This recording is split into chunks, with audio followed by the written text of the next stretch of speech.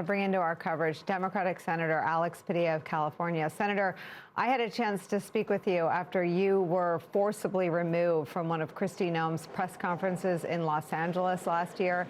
And I remember asking you if this is how you're treated with cameras rolling as a sitting United States Senator.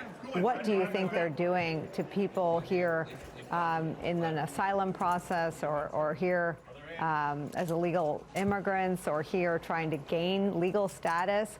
And I couldn't fathom that the treatment would extend to people protesting the treatment of people here trying to gain legal status or have their asylum cases resolved. What are your thoughts today as even Donald Trump finds Kristi Noem unsuitable for his cabinet?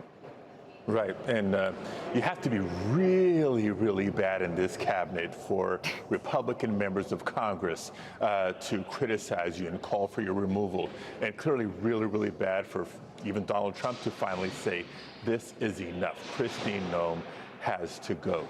Look, Nicole, after that Homeland Security press conference that I attended last year when I returned to the Senate, the two main points I was trying to make was exactly what you just said. If this is how they'll treat a senator trying to ask a question, imagine what's happening when the cameras aren't there to farm workers, to cooks, to day laborers and others in this mass deportation agenda that's out of control by Kristi Noem's DHS and the Trump administration. But the other warning that I had, and I was praying that I would be wrong about this, is that what started in Los Angeles last summer was the playbook that would extend to other parts of the country. And it came to Washington, D.C. We saw images of a surge in Chicago, in Portland, elsewhere, and especially in Minneapolis. And so you're right, there is going to have to be a lot of work to be done because while Kristi Noem may be gone, the fundamental reforms, the reining in of ICE agents, CBP officers, and others still is in the balance. It's not a coincidence that the one part of the federal government that does not have an approved fiscal year budget is the Department of Homeland Security. Easy way to get that done. Let's implement these reforms, do enforcement by the rule of law and respect for constitutional rights, and let's move forward.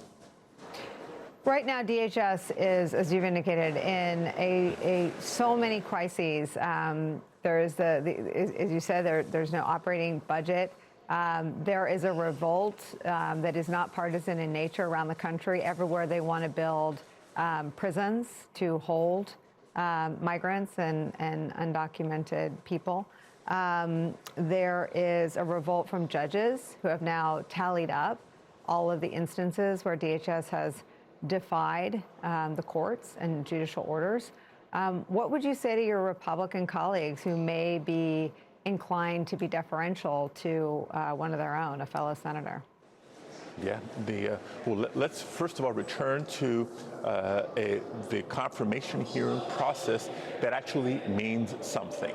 You know, I was so disappointed last year when administration official after administration official was coming through for confirmation, and the hearings weren't serious. The real issues weren't being raised. The questions about people's backgrounds were not the focus. It was a rubber stamp through and through and through, and now we're seeing the consequences of that.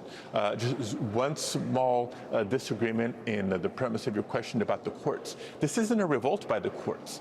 This is judges appointed by both Democratic and Republican presidents standing up for the rule of law and saying, no, when the administration is out of bounds, that has to be called out, it has to be stopped, it has to be reined in. That's what we're seeing, the justice system doing its job. And I hope that sends a signal to my Republican colleagues in Congress.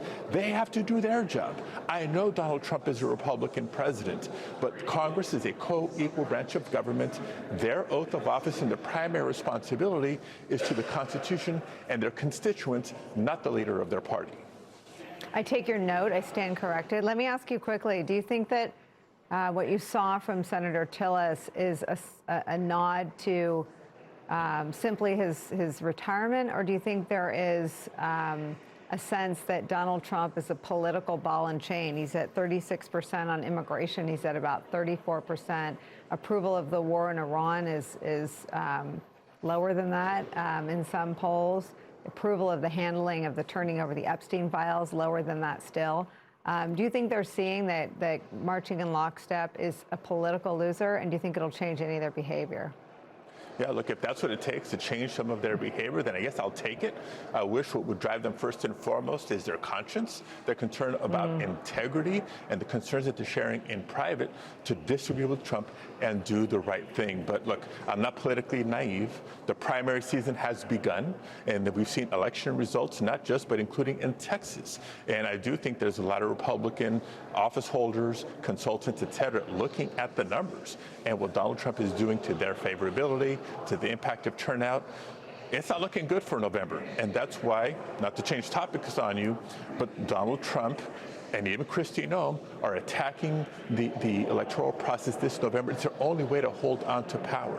Let's respect the right to vote. Just as I'm saying, let's respect people's First Amendment rights when they're out there protesting, standing up for their neighbors. Let's protect the Fourth Amendment right. No illegal detentions or searches and seizures. On and on and on. I welcome anyone changing the subject anytime. It's all related. Senator Alex Padilla, thank you very much for joining us today.